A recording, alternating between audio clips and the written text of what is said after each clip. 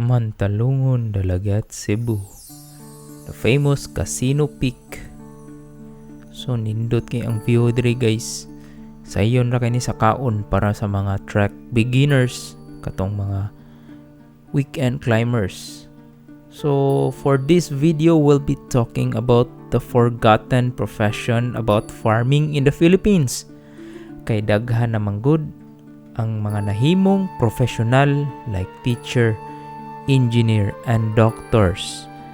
And nakalimot na ta na ang atong mga ancestor is a farmer that provides food and it's a major source of employment sa atong mga karaang tao.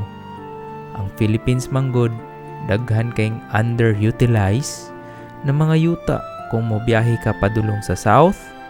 Daghang mga yuta nga wala nagamit. But instead, we focus on tourism.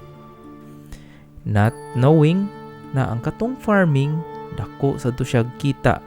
Kay previously, kita ay nagtudlo sa mga Asian countries to plant on how to plant rice. So kana kay mamanggo ni ang rason na nganong nag-fading ang profession sa farming sa Pilipinas.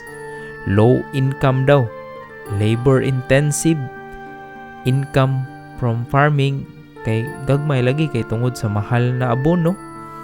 Mahal pod ang labor na kuan nya kani siyang farming lisod sa di siya, dili siya na basta-basta.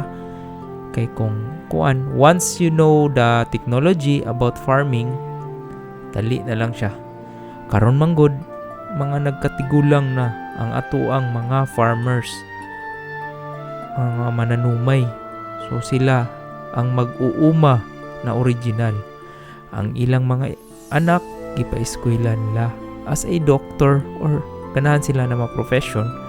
Kay mo lagi ang mindset nila, dili silang ganahan nga maparihas nila na maglisod or sa bukid magpainit. Kay moto ang mindset. Urbanization pod, tabang pod kayo. Kay nag-move na ang mga tao towards the city. Kay mo lagi better job opportunities. So mo na siya, no? So ang kanang farming manggod, importante kay na sa Pilipinas. Kay karon nagkamahal ang atong pagkaon, kay sige man tag-import. So muna ang farming, maka food security, provides food that we eat. Kay kung wala ang mga mag-uuma, wala tay makaon. O kung wala tay makaon, magsige na lang tag-import sa laing nasod in which mamahal ug maayo ang atong mga palaliton. Usa ana kani manggong farming is major source of employment sa Pilipinas.